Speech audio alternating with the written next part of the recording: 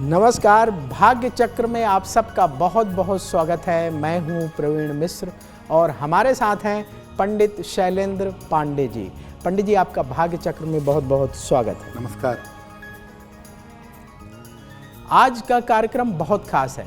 आज हम पंडित जी से जानेंगे कपूर के चमत्कारी प्रयोग के बारे में। किस तरीके से आप कपूर का विशेष प्रयोग करके अपने जीवन की परेशानियों को दूर कर सकते हैं, जीवन में सुख समृद्धि को बढ़ा सकते हैं, पंडित जी से समझेंगे।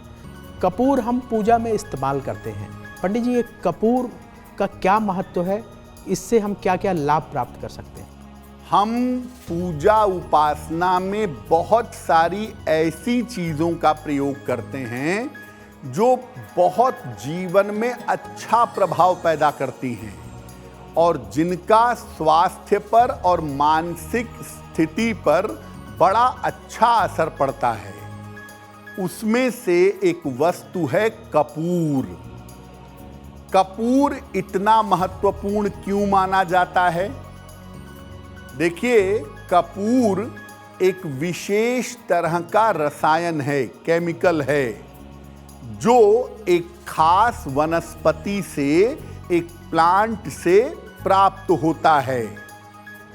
इसको पौधे से आसवन क्रिया के द्वारा प्राप्त किया जाता है। आम तौर पर कपूर 3 तरीके का होता है: जापानी कपूर, भीमसेनी कपूर और पत्री कपूर। कपूर का प्रयोग पूजा उपासना के लिए, औषधि के लिए और सुगंध के लिए किया जाता है। हिंदू धर्म की परंपरा में आरती के लिए कपूर का सर्वाधिक प्रयोग होता है।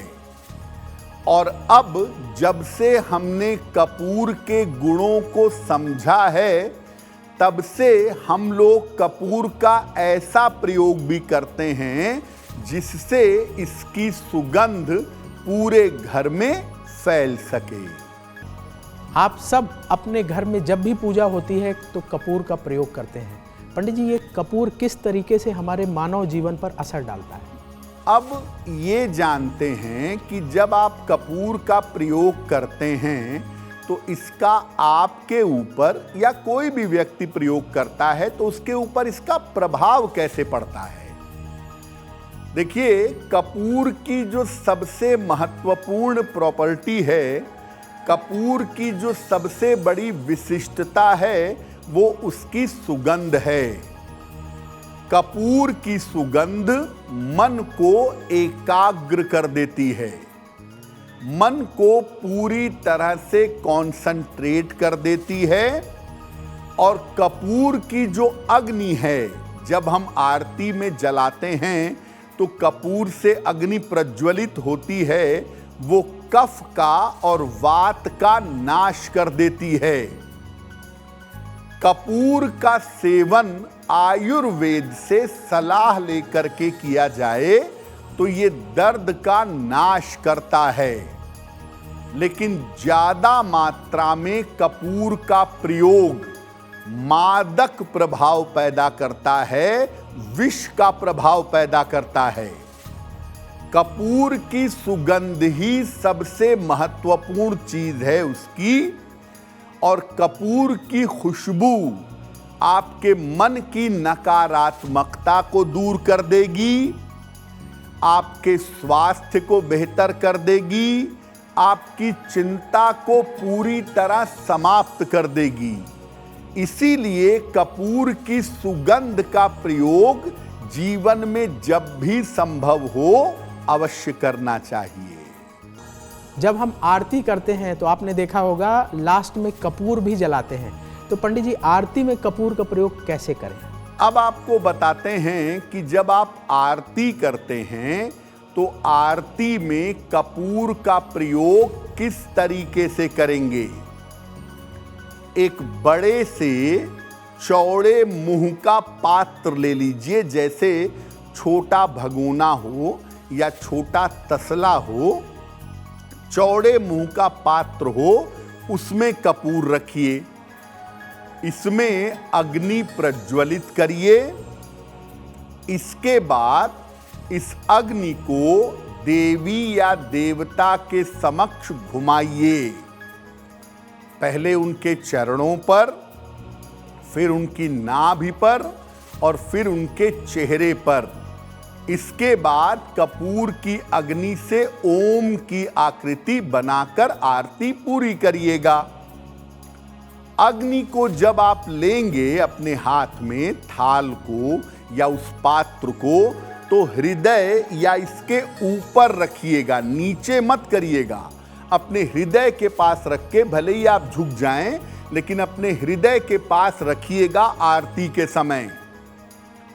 आरती के बाद कपूर की अग्नि को दोनों हथेलियों से ले करके अपने मुख पर और अपने सर पर लगाइएगा और ये भाव लीजिएगा कि कपूर की ये जो अग्नि है, इसकी जो गर्माहट है, ये ईश्वर का तेज तत्व है जो मेरे शरीर में प्रवेश कर रहा है।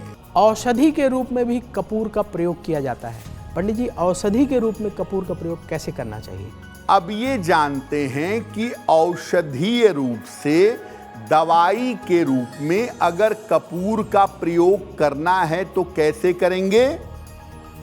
कपूर का तेल आपको बाजार में मिल जाएगा। जिनको शरीर जाम लगता है या जिनको शरीर में दर्द ज्यादा रहता है, वो कपूर के तेल की मालिश करें। रक्त संचार, ब्लड सर्कुलेशन आसान होगा। गर्दन में, पीठ में या जोड़ों में दर्द होने पर कपूर वाला बाम लगाइए या शुद्ध सरसों के तेल में कपूर मिलाकर के धूप में कम से कम हफ्ते भर रख दीजिए। ये तेल कपूर युक्त तेल हो जाएगा। इसको शरीर दर्द में अगर लगाया जाए तो बहुत जल्दी राहत मिलती है। अगर शरीर में सूजन है, मुहासे हैं या आपकी ऑयली स्किन है, तैलीय त्वचा है, तो कपूर का प्रयोग करना बहुत अच्छा होता है। ऑयली त्वचा के लिए, मुहासों के मामले में कपूर के तेल की कुछ बूंदें पानी में डाल करके इसको लगाया जाता है। जिन लोगों को आर्थराइटिस की वजह से दर्द होता है, राहत पाने के लिए कपूर वाले मलहम का प्रयोग करना चाहिए। कपूर के तेल की कुछ बूंदें पानी में डाल करके नहाइए। आप नजर दोष से बचे रहेंगे। कफ की वजह से अगर छाती में जकड़न है तो कपूर वाला तेल मलने से राहत मिलती है। आपको पहले भी बताया कि सरसों के तेल में कपूर मिला करके धूप में हफ्ते भर रखिए, वो कपूर वाला तेल हो जाएगा। शरीर दर्द के मामले में, जोड़ों के दर्द के मामले में और सूजन के मामले में इस तेल को लगाने से, मलने से राहत मिलती है।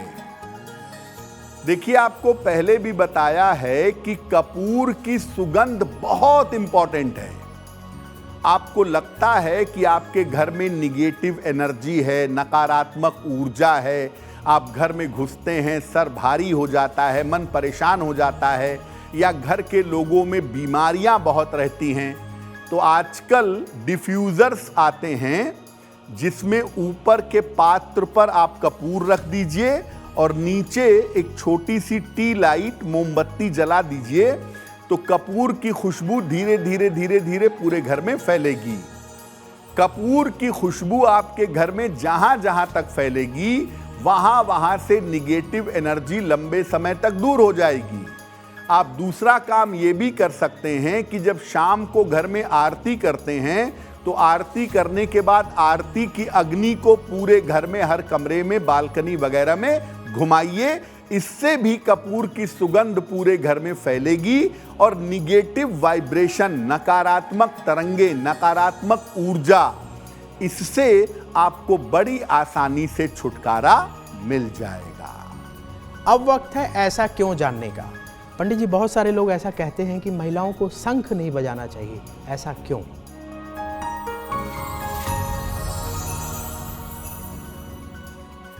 बहुत सारे लोग ऐसा कहते हैं कि स्त्रियों को शंख नहीं बजाना चाहिए, ऐसा क्यों?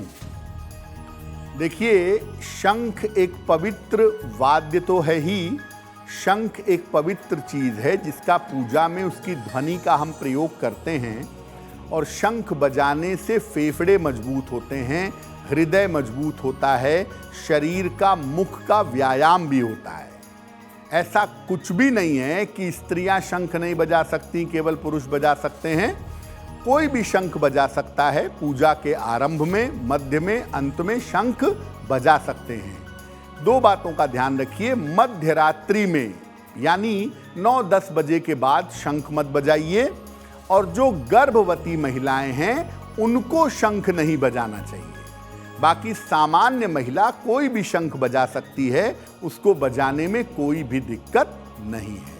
अगर आप मुझसे जुड़ करके अपनी समस्याओं का समाधान चाहते हैं और चाहते हैं कि आपकी समस्याओं को ज्योतिष के माध्यम से सुलझाया जाए, तो आप हमसे संपर्क कर सकते हैं, जुड़ सकते हैं एस्ट्रो तक पर।